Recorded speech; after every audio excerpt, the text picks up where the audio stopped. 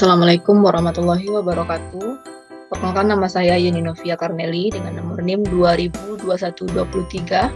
Pada kesempatan kali ini saya akan membahas materi pada mata kuliah pengantar kebijakan pendidikan, di mana materi yang akan saya bahas yaitu tentang model atau pendekatan pembuatan kebijakan, di mana mata kuliah ini diampu oleh dosen saya yaitu Ibu Profesor Dr. Nurhizah Gistituati MID dan Bapak Hadi Afriansah, SPD MPD. Adapun materi dari model pendekatan pembuatan kebijakan ini yang akan saya bahas yaitu yang pertama ada rasional atau optimum model, yang di sini banyak sekali kriteria-kriteria yang akan saya bahas, yaitu ada kriteria maksimin, kriteria maksimaks, kriteria nilai materi yang diharapkan, kriteria melewatkan kesempatan, dan kriteria probabilitas, dan juga kriteria manfaat. Dan selanjutnya itu ada rational satisficing model dan incremental model. Sebelumnya, model pembuatan kebijakan atau keputusan ini ada banyak sekali model-model dalam kebijakan ini yang perlu kita ketahui.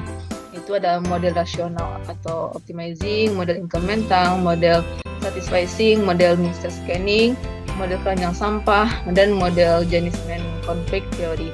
Namun saya hanya membahas 3 model sesuai dengan apa yang sudah diperintahkan di RPS, yaitu ada rational optimum model, rational satisficing model, dan juga model incremental.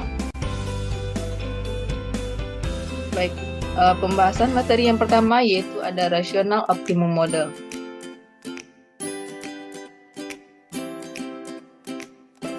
Nah, dalam buku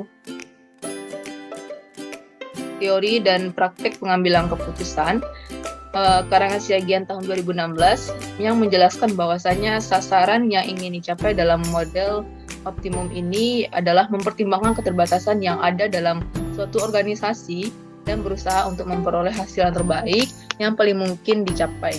Dan maka hasil yang terbaik itu dapat beraneka ragam bentuknya, seperti keuntungan bagi suatu organisasi niaga, peningkatan penjualan, dan meningkatnya semangat kerja para karyawan, meningkatnya penggunaan waktu, dan sebagainya. Dan jadi sikap pengambil keputusan ini norma-norma serta kebijakan atau kebijaksanaan organisasi yang berperan penting dalam menentukan kriteria apa yang akan dimaksudkan dengan hasil yang terbaik yang mungkin dicapai.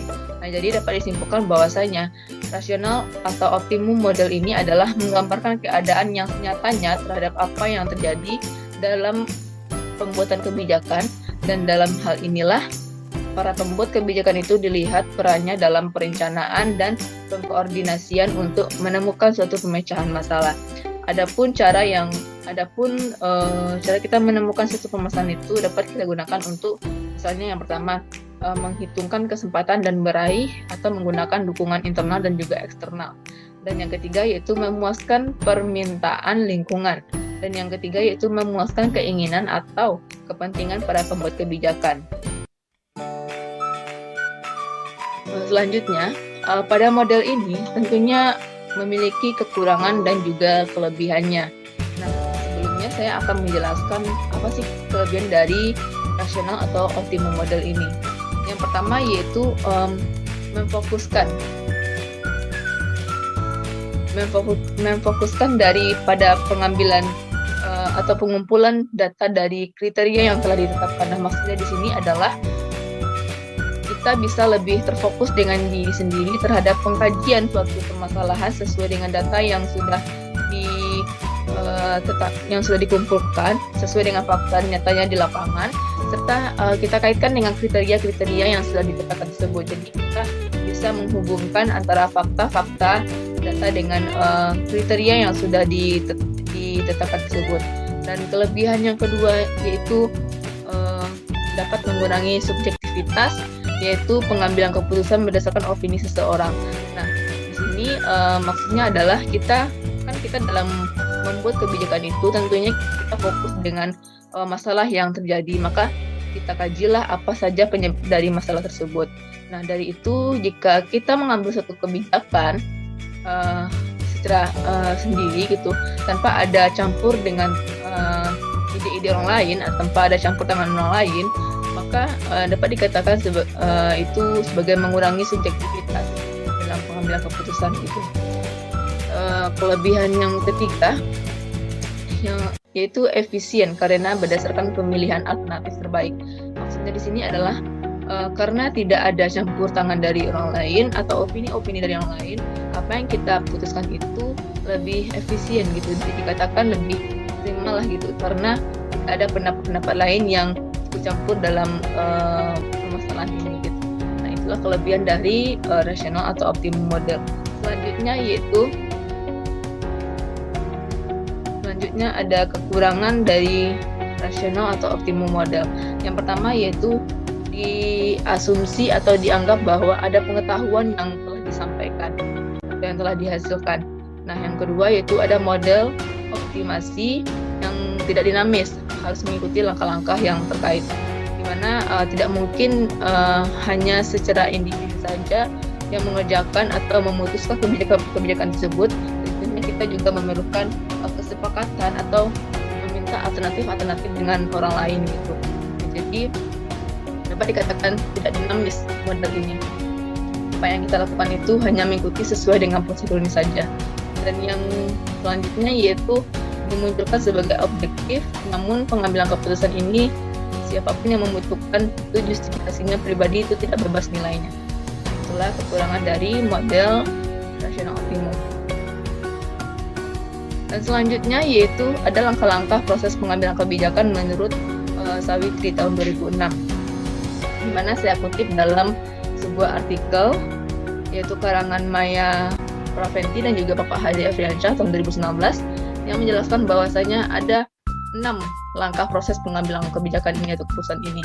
Yang pertama yaitu melaksanakan kebutuhan pada suatu keputusan, dan yang kedua memilih kriteria yang dibutuhkan sesuai dengan data yang sudah dikumpulkan tadi secara fakta dan juga nyata. Dan yang ketiga yaitu menentukan kriteria yang berbobot sesuai dengan permasalahan yang terjadi. Yang keempat yaitu mengembangkan alternatif yang ada. Yang kelima menilai beberapa alternatif, dan yang keenam yaitu memilih alternatif. Nah, itulah langkah-langkah atau proses dalam pengambilan kebijakan.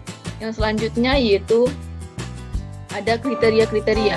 Nah, tadi kan saya sudah menjelaskan kalau apapun yang kita kaji permasalahannya itu tentu harus dikaitkan dengan kriteria-kriteria. Nah, pada model ini ada 6 kriteria yang perlu kita ketahui. Yang pertama yaitu ada kriteria maksimin, maksimaks, melewatkan kesempatan, probabilitas, nilai materi, dan juga manfaat.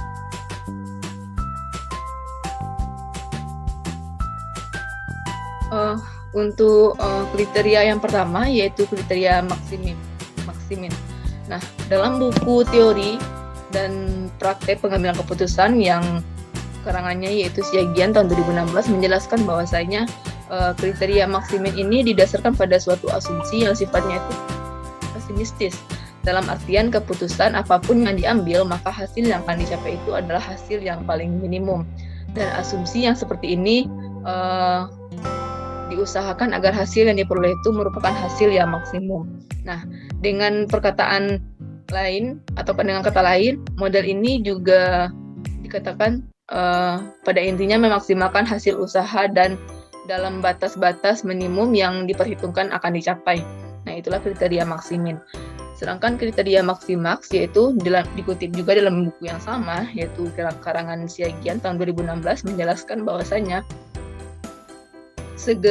model ini maksudnya dengan segera mudah terlihat bahwa model ini bertolak belakang dengan model maksimin, karena model ini didasarkan pada asumsi yang optimistik yang menyatakan bahwa keputusan yang diambil akan mendatangkan hasil yang maksimum.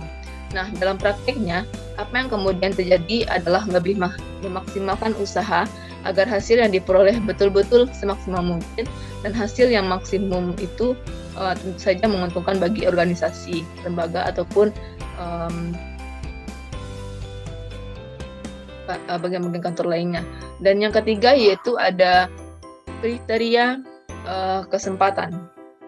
Nah, kriteria melewatkan kesempatan ini maksudnya adalah di mana model rasional atau model optimum ini bertitik tolak dari pandangan bahwa merupakan hal yang alamiah apabila para pengambilan keputusan itu berpikir dan bertindak dalam kerangka yang dilewatkannya, peluang-peluang tertentu apabila melewatkan peluang itu, maka akan mengakibatkan tersedianya peluang yang lebih besar demi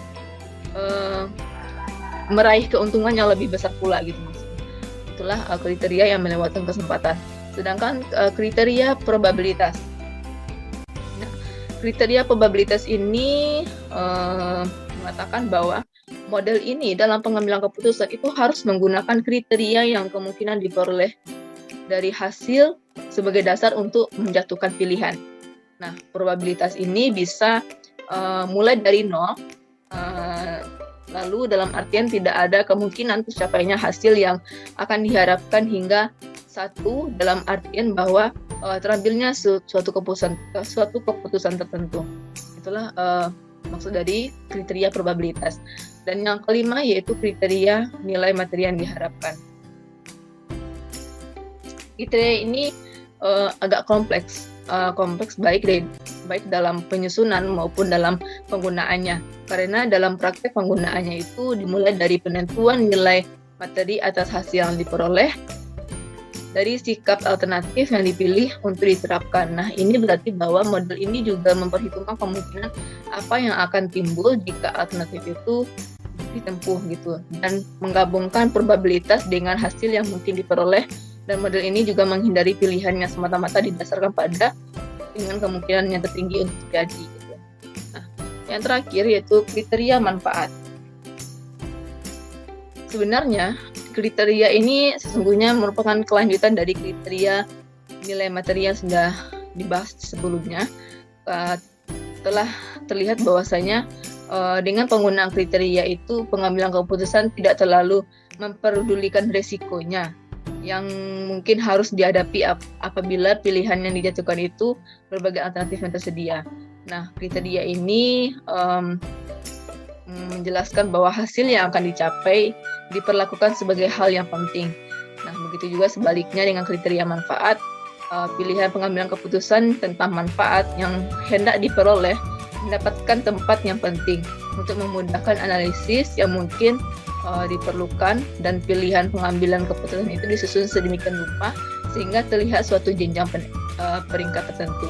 Nah, itulah penjelasan mengenai model optimum, ada kelebihan, ada kekurangan, bagaimana proses atau langkah-langkahnya, dan ada 6 kriteria yang sudah dijelaskan tadi.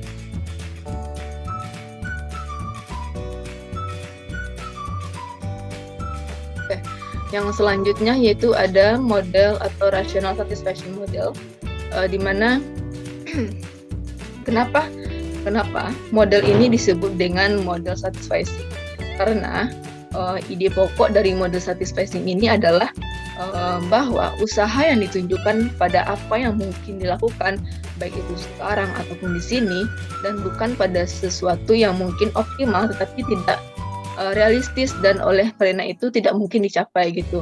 Nah, jadi dapat dikatakan bahwasanya satisficing ini adalah strategi pengambilan keputusan yang bertujuan untuk hasil yang memuaskan atau memadai daripada solusi yang optimal, alih-alih mengerahkan tenaga maksimal mungkin untuk mencapai hasil yang ideal dan memuaskan, yang berfokus pada upaya pragmatis ketika dihadapkan dengan tugas. Hal ini juga karena tujuan untuk solusi optimal mungkin memerlukan pengeluaran waktu, energi, dan juga sumber daya yang tidak perlu.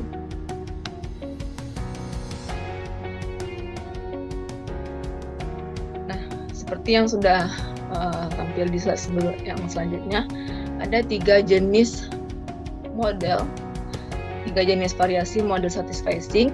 Yang pertama ada jenis ketentuan keputusan tunggal, ada variasi eliminasi segi-segi tertentu, dan juga ada variasi inkrementasi. Nah, saya akan membahas tentang yang jenis ketentuan terlebih dahulu. Jenis ketentuan keputusan tunggal ini maksudnya di mana pendekatan ini menarik untuk diterapkan karena proses pengambilan kebijakan itu dilakukan secara berlangsung dengan cepat dan juga tepat dengan hasil yang telah diperhitungkan sebelumnya. Itulah jenis dari ketentuan keputusan tunggal. Sedangkan variasi eliminasi segi-segi tertentu pendekatan ini bertitik tolak belakang dari usaha yang sudah dilakukan dengan penyempitan terhadap pilihan dari berbagai alternatif yang mungkin dipilih. Dan yang ketiga yaitu ada variasi implementasi, di mana pendekatan ini atau jenis dari model satisficing ini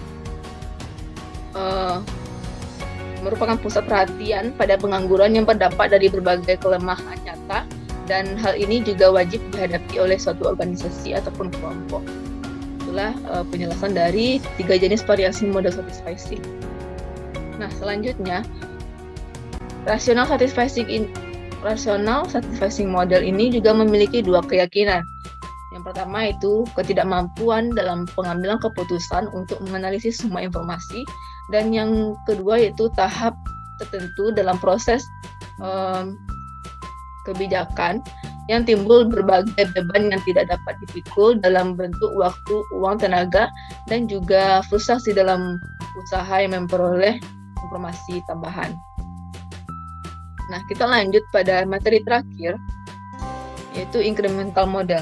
Nah, sebenarnya model incremental ini disebut dengan model tambang sulap, di mana metode pengambilan kebijakan pada model ini memiliki konsep yang jauh berbeda dengan model rasional komprehensif yang menjabarkan masalah secara detail dan juga membutuhkan analisa yang cermat dan juga teliti. Maka dapat dikatakan bahwasanya incremental model ini adalah model penambahan yang berawal dari kritik terhadap model rasional komprehensif yang akhirnya melahirkan model penambahan atau incrementalisme. Dalam aplikasinya, bahwa ia berusaha menutupi kekurangan yang ada dalam model tersebut dengan jalan yang menghindari banyaknya masalah yang ditemui dalam model rasional komprehensif. Dan model ini juga bersifat deskriptif, yang artinya bahwa model ini menggambarkan secara aktual cara-cara yang dipakai para pejabat dalam membuat keputusan. Itu model incremental. Selanjutnya, tentunya tadi kan juga dijelaskan juga pada model sebelumnya. Pada poin pertama juga ada kelemahan dan kelebihannya. Dan pada model incremental ini juga memiliki kelemahannya. Menurut Swirtini tahun 2009 yang mengatakan bahwasanya kelemahan dari model incremental ini adalah model ini hanya dapat diambil ketika masalah yang dihadapi pembuatan kebijakan publik yang merupakan suatu masalah rutin dan tidak dapat dilaksanakan untuk mengatasi masalah krisis. Itulah masalah ataupun kelemahan yang terdapat pada model incremental ini. Baik, mungkin sampai di sini penjelasan materi dari saya terkait dengan model ataupun pendekatan dalam pembuatan kebijakan. Nah, jika ada kesalahan dan penyampaian materi mungkin saya mohon maaf. Saya akhiri. Assalamualaikum warahmatullahi wabarakatuh.